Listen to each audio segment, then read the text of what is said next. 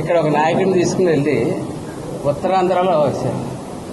ఇక్కడ ప్రజల్లో తిరిగి దమ్ము ధైర్యం వీళ్ళు చేసిన యథవ పనులకి ఈ సన్నాసిని తీసుకెళ్లి ఉత్తరాంధ్రలో వేశారు. ఆ సన్నాసిని తీసుకెళ్లి ఉత్తరాంధ్రలో వేశారు. అలాగే అక్కడి నుంచి ఒక సన్నాసిని తీసుకొచ్చి ఈ ఏరియాకి వేశారు. ఎందువల్ల ఎవడన్నా ఏ ప్రాంతంలో ఉన్న నాయకుడు ఆ ప్రాంతంలో ఉంటే ఆ పార్టీని బలిష్టం చేయగలుగుతాడు, ఆ పార్టీలో బలం పెంచగలుగుతాడు. ఎక్కడికో నన్ను తీసుకెళ్లి కడపలో పడితే నేను పార్టీని నేను బలోపేతం చేయగలుగుతానా?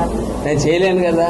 మరి వీళ్ళు ఎందుకు అలాగా ఇక్కడిని తీసి అక్కడి నుంచి అక్కడిని తీసి ఎక్కడి నుంచి పారేస్తారు? కారణం ఆ ఊర్లో వాళ్ళు చలామణి అవ్వరు కాబట్టి వాళ్ళు ఆ ఊర్లో తిరిగితే ఆ చుట్టుపక్కల 2-3 జిల్లాల్లో వీళ్ళు తిరిగితే చలామణి అవ్వని నాయకులు ఈవేళ పిఠాపురం వచ్చి పవన్ కళ్యాణ్ గారి కాన్స్టిట్యున్సీలో వాళ్ళు ఏదో నోటికి వచ్చింది మాట్లాడుకుని వెళ్ళిపోయారు. ఇప్పుడే సోదరుడు శ్రీనివాస్ గారు చెప్పారు, అలిపొచ్చి చాలా చెప్పడం మానేశారు. నువ్వు ఎంత కష్టం ఉంది పవన్ కళ్యాణ్ గారు చేసినటువంటి ఈ కాన్స్టిట్యున్సీకి చేసినటువంటి అభివృద్ధి ఈ కట్ల సగం కూడా ఆయన చదవలేకపోయాడు.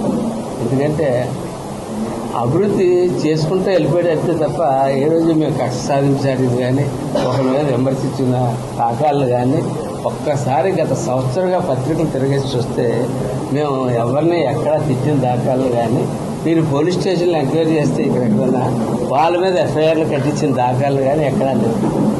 మాకు ఇచ్చిన అంశం అభివృద్ధి అన్నది అంశంగా మా నాయకుడు పవన్ కళ్యాణ్ గారు, చంద్రబాబు నాయుడు గారి కుటుంబంలో సభ్యులు వారు చెప్పిన ప్రకారం మేము అభివృద్ధి పరంగా పెట్టుకుని వెళ్తాము.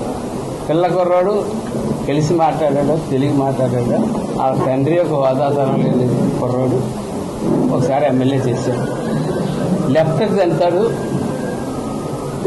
గాజువాక నుంచి పడుతున్నారు, రైట్ తంతే మరి నువ్వు కాదా ఆ లెఫ్ట్ కాళ్ళు రైట్ కాళ్ళు పట్టుకుంటాం అన్నా, ఒకసారి తీసుకెళ్ళన్నా, ఒకసారి తీసుకెళ్ళినట్టు నేను ఇందులో ఉండలేకపోతున్నానన్నా, ఈ పార్టీలో ఉండాలన్నా ఒకసారి తీసుకెళ్ళినా అన్నా అని చెప్పి నాయనరా నాతో పాటు ఇతర నాయకులు కొంతమంది ఉన్నారు, మా నాయకుల చుట్టూ తిరిగేవే జనసేన పార్టీలో సీట్ ఇప్పించి అన్నది, అందులో మా పార్టీ ఎలాగ ఓడిపోతుంది అని చెప్పి మరి అలాగా వాళ్ళు జనసేన పార్టీకి రావడానికి పగలు రాత్రులంతా తిరుగుతూనే ఉన్నావు కదా. మంగళగిరి ఆఫీస్ చుట్టూ పిల్లల్ని తిరుగుతూనే ఉన్నావు ఆ వారం రోజులు.